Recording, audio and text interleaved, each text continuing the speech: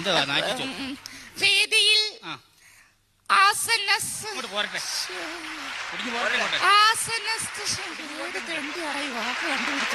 വേദിയിൽ ആസന്നസ്ഥനായിരിക്കുന്ന നമ്മുടെ ബഹുമാനപ്പെട്ട മന്ത്രി, മറ്റ് വിശിഷ്ടാവശിഷ്ടങ്ങൾ.